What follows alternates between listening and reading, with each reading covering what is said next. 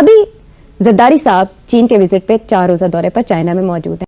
आसिफ अली जरदारी साहब के इस विजिट से क्या टारगेट्स हैं? देखिए दोस्तों, पाकिस्तान के प्रेसिडेंट आसिफ अली जरदारी जो हैं वो आजकल चाइना में हैं और वो 5 दिन के दौरे पे हैं। आप सोच के देखिए, स्टेट विजिट होती है 1 दिन की, 2 दिन की। जरदारी यहां पर आए हैं 5 दिन की स्टेट विजिट के ऊपर, और जरदारी साहब वहां पहुंच गए फीता काटने के लिए। उनको था फीता कटाया जाएगा। भैया ये पाकिस्तान नहीं है, ये चाइना है। यहां पर फीता काटने वाला आदमी एक ही होता है, उसका नाम है शी जिनपिंग। ये आपका क्या कुछ काट देंगे ये आपको बाद में पता लगेगा। लेकिन मुझे ऐसा महसूस होता है कि अब वक्त आ गया है कि हमें भी और हमारी क़यादत को भी ये बात सोचनी चाहिए कि 50 साल में चाइना कहाँ खड़ा है और हम कहाँ खड़े हैं। हमारी दोस्ती बेशक बहुत मजबूत है, लेकिन क्या वो वक्त नहीं आएगा कि हम अपना एहतसाब करें? क्या वो वक्त नहीं आएगा कि हम अपना तनकीदी जायजा लें? देखना, हमारा सारी तजारत अमेरिका के साथ है जी। तो इसलिए हम अमेरिका को भी तो नाराज नहीं कर सकते ना। और इस वक्त ट्रंप आया हुआ है तो किसी वक्त भी वो गड़बड़ कर सकता है। We can't risk it. तो ये अच्छे खासे सारे जो प्रोजेक्ट्स हैं चाइनीज के वो रुक गए। ग्वादर रुक गया, बाकी भी प्रोजेक्ट्स रुक गए। मजे की बात एक और बताता हूं आपको, चाइना के अंदर मैंने पाकिस्तानियों की दुकान खुली है, देखी है, उस पर लिखा है खोते दी दुकान। खोते खाने के मिलते हैं, खोते दी दुकान, वो लिखा हुआ वहां पे। मैं तो हैरान रह गया कि कितने गर्व से बोल रहे हैं खोते दी दुकान।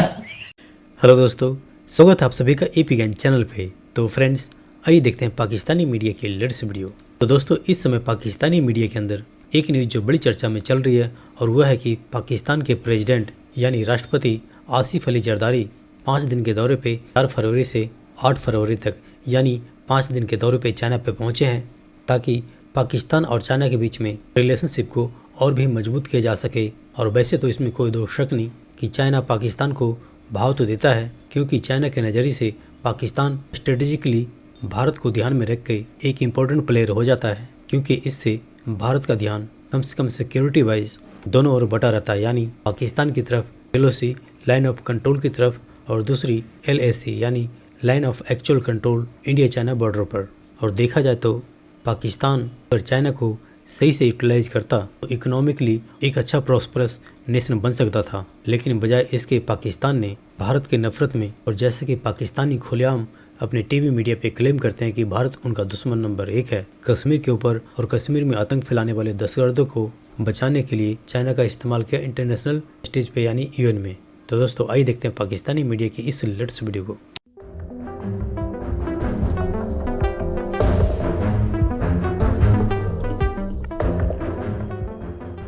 बस अब चाइना के हवाले से आपने कहा है द फ्रेंड इंडीड, लेकिन वैसा आपको नहीं लगता कि चाइनीज़ जो हैं वो तो हमसे बड़े नाराज़ हैं आजकल?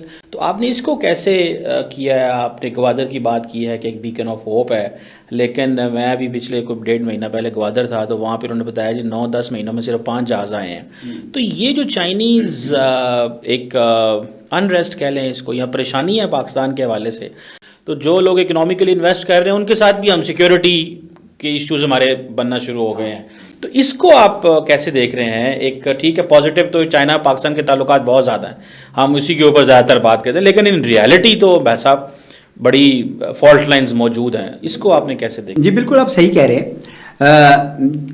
जब से पाकिस्तान बना है, इवन उस दौर में भी जब हम अमेरिका के बहुत करीब होते थे, तब भी चीन के साथ ताल्लुकात कायम रहे। चीन ने हमें बैनुल-अक़वामी फोरम्स में हमेशा सपोर्ट किया है। तो चीन की दोस्ती में कोई वो नहीं है, कमी नहीं है। हमारी कोताही है, पाकिस्तान ने अपने अंदर रिट ऑफ द स्टेट नहीं कायम की।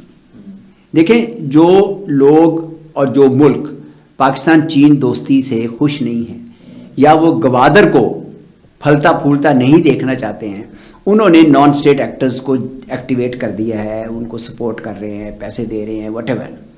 तो रिजल्ट ये हुआ है कि चीन के जो लोग हैं जिनसे मोहब्बत की जाती थी पाकिस्तान में, उनके ऊपर अटैक्स हो रहे हैं। ये उन अटैक्स करने वालों के पीछे लंबे हाथ हैं। हिंदुस्तान तो है ही है, लेकिन और भी ममालिक जो हैं वो इसमें मुलव्वस है, अगर आपको अंदाज़ा हो शायद। तो हमारे चीनियों का ये कहना बजा है कि भाई अगर हमारे सरमायाकार आते हैं यहाँ पे, हमारी कोई सनतें लगती हैं, तो उसकी हिफाजत तो आपकी जिम्मेदारी है। अब जब सदर जरदारी वहाँ पे गए हैं तो एक उम्मीद निकली है कि चले कुछ इंटेलिजेंस शेयरिंग किया जाए, क्योंकि हमें ये किसी सूरत भी मंजूर नहीं होगा कि पाकिस्तान में आने वाले सरमायाकार, चाहे वो चीन के हों चाहे दूसरे ममालिक के हों, वो इस खौफ से ना आए कि यहाँ तो हिफाजत ही नहीं हो सकेगी हमारी।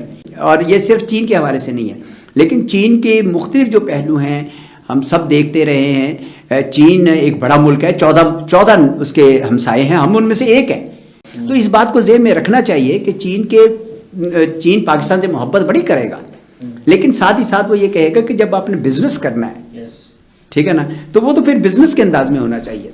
बिल्कुल सही कह रहे हैं। अभी जरदारी साहब चीन के विजिट पे 4 रोजा दौरे पर चाइना में मौजूद हैं। दूसरी तरफ उनके साहबजादे अमेरिका में नाश्ते पर मौजूद थे और बिलावल ने इस बारे में आगाह भी। देखना, हमारा सारी तजारत अमेरिका के साथ है जी। तो इसलिए हम अमेरिका को भी तो नाराज नहीं कर सकते ना। और इस वक्त ट्रंप आया हुआ है तो किसी वक्त भी वो गड़बड़ कर सकता है। We can't risk it. तो ये अच्छे खासे सारे जो प्रोजेक्ट्स हैं चाइनीज के वो रुक गए। ग्वादर रुक गया, बाकी भी प्रोजेक्ट्स रुक गए।